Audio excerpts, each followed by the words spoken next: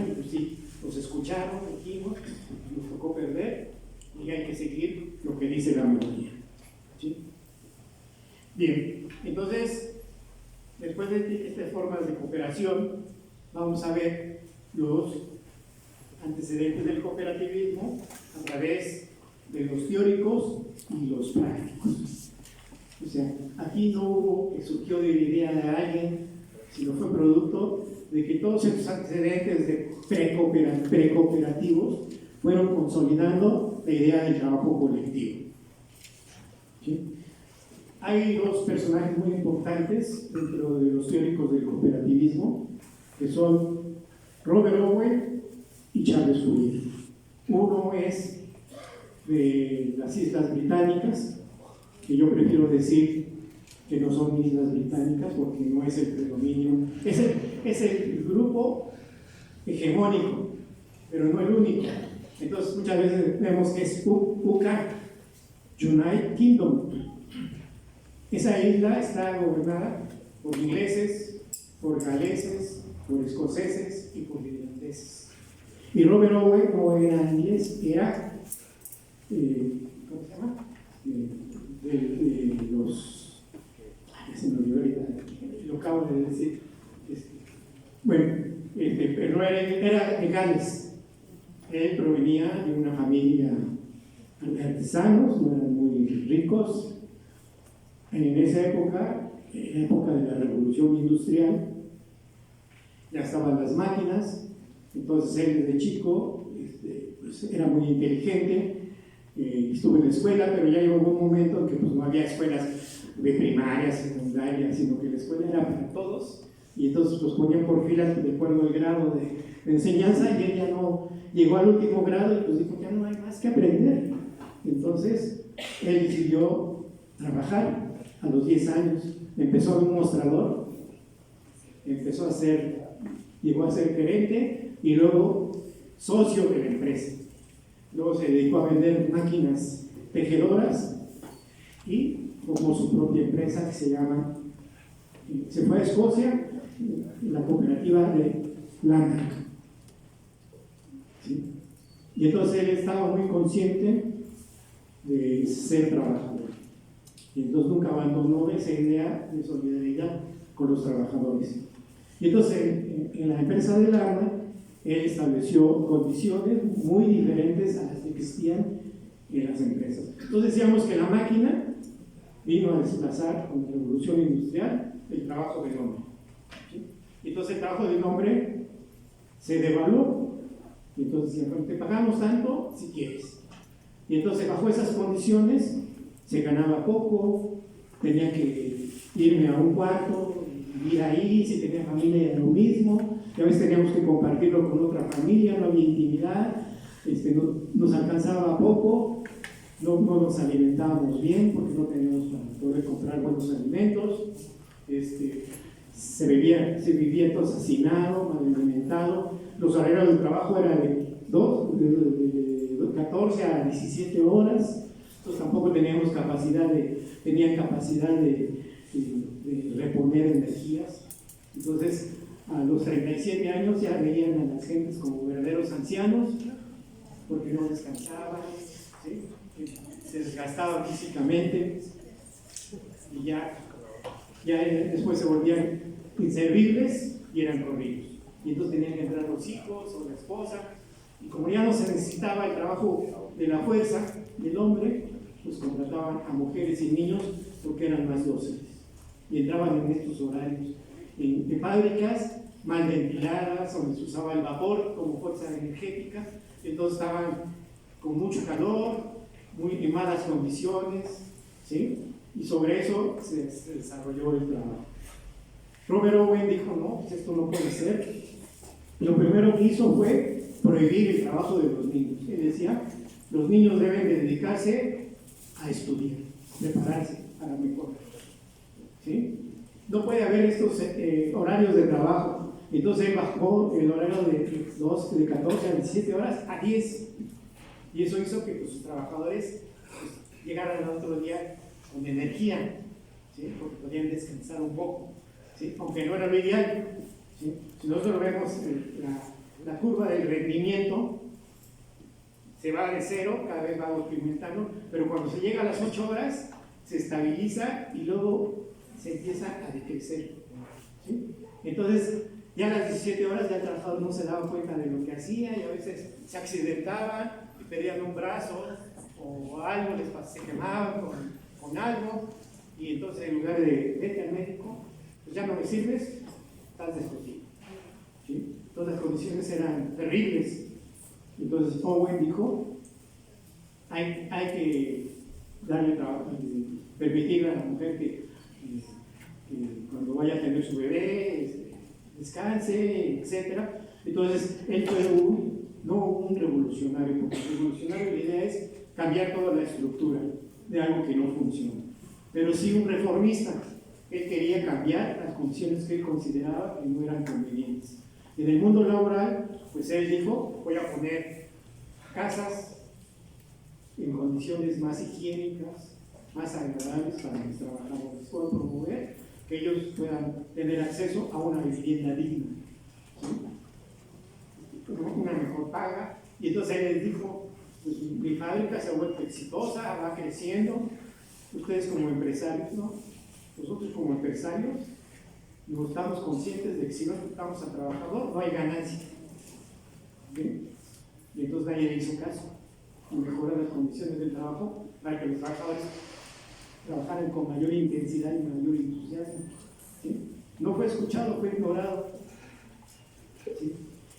Y luego de esta empresa escocesa que se llamaba Lana, se fue a Estados Unidos con un proyecto más ambicioso de crear colonias cooperativas, y parece que fue a Luisiana o Indiana, no me acuerdo de los dos, a establecer su proyecto. Y entonces iban a construir una gran construcción de viviendas, con servicios, con baños, con todo, y se iba a hacer trabajo industrial y trabajo agrícola. Pero lo que le falló es que no pudo escoger a la gente ideal, ¿sí? Porque no tenían esa idea del trabajo colectivo. Ellos lo que iban era por el dinero. Y entonces este proyecto de New Lana pues hizo por el tiempo que fracasara, porque salieron pues, las condiciones humanas de ambición, egoísmo, individualismo, ambicionar lo que el otro tenía y lo mejor, etcétera, etcétera. Entonces, si no hay una condición mejor de ambición, de mejorar las condiciones de trabajo, de mejorar las condiciones de relaciones humanas, la cooperativa no va a prosperar, ¿sí? Y eso lo vamos a ver después en el ejemplo de Cruz Azul. Cruz Azul era una empresa súper exitosa, les digo, compitiendo con un monstruo transnacional que es Cemex, y sin embargo salió adelante. Pero ahí hubo mano negra de uno de sus líderes, que le entró la ambición y empezó a corromper la empresa. Pero eso lo vamos a detallar más adelante.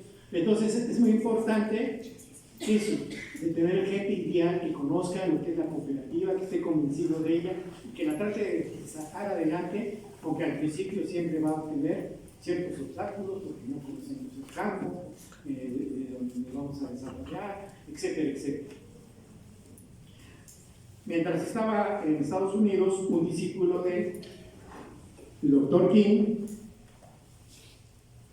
convencido del cooperativismo, sacó un pequeño panfleto que se llamaba Cooperador, y con eso dio a conocer qué era el cooperativismo. Se dice que él ayudó a promover 200 organizaciones cooperativas, pero como no hubo una formación previa, pues estas no duraron, ¿sí?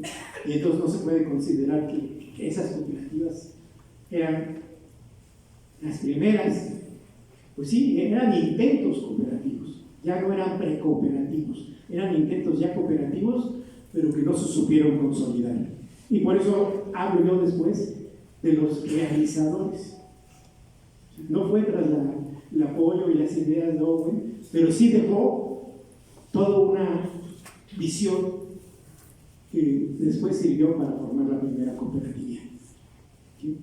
Tenemos en Francia a Charles Fourier, Él es diferente a Owen, él venía de una clase media, su padre tenía un negocio, en una mala inversión perdió su dinero y entonces Charles Fourier, niño, cuando creció tuvo que ser empleado, pero siempre tuvo ideas de mejora, de crear otra sociedad, y entonces creó algo en su mente que se llamaba el falasterio. El falasterio era una comunidad agrícola, pero bajo otras condiciones. Entonces él quería hacer un edificio en forma de U, en donde en medio hubiera jardines con flores y a los alrededores se cultivara. Él decía que el trabajo industrial no era bueno, que mejor había que regresar a la cuestión de producir en el campo, ¿sí? Pero en forma colectiva. Y él hablaba de las pasiones. Y él fue un pionero, entrecomillado, de feminismo en el siglo antepasado, ¿sí? Porque en su proyecto las mujeres entraban en todo, en el trabajo colectivo, del campo, en la comida, en el cuidado de niños, etcétera, etcétera. Pero podía compartir los demás trabajos, ¿sí? Trabajos artesanales, trabajos ¿sí? Entonces él hablaba de la pasión por el trabajo y también pasión de que pues, no estar atado a un esposo y que todos pudieran haber pues, unas relaciones más abiertas, ¿no? Entonces era un futurista, se adelantó muchas cosas a lo que está sucediendo ahora en nuestra sociedad, ¿no?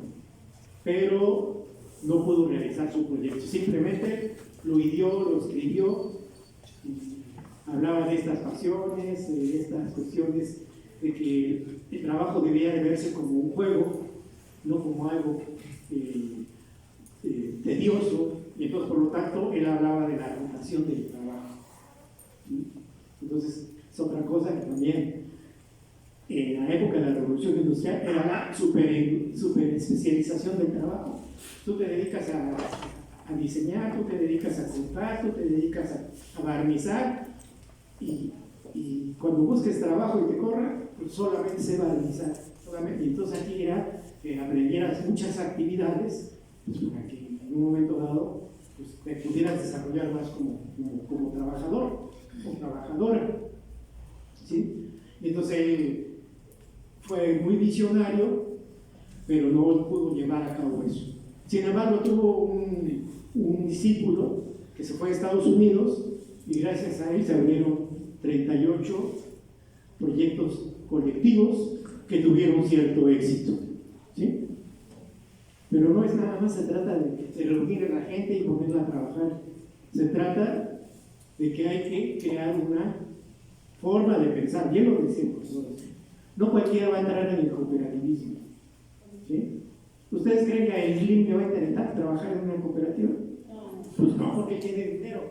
Entonces, un pensador francés, economista, Charles Gay, decía: la cooperativa es hija de la necesidad.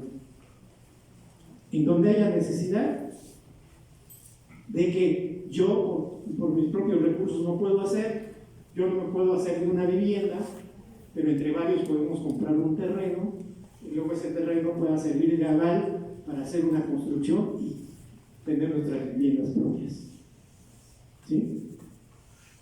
Yo egresé de la escuela y no encuentro trabajo porque todos me dicen que tengo que tener experiencia, pero pues si estaba estudiando y pues como era una profesión que me requería mucho tiempo, pues no pude trabajar. Entonces ahora que busco trabajo todos me dicen: pues si tu experiencia y sabes inglés y sabes de computación. Y entonces es una sociedad que rechaza a la gente, ¿sí? Y antes, pues, a los 50 años ya no estaba pensando jubilarse, y ahora aquí pues dicen: a los 35 ya no te queremos porque queremos gente joven que se forme de acuerdo a nuestros criterios, ¿sí? Pero es una contradicción porque quieren con experiencia, que quieren con inglés, que quieren con... Entonces el campo mismo laboral te rechaza, ¿sí?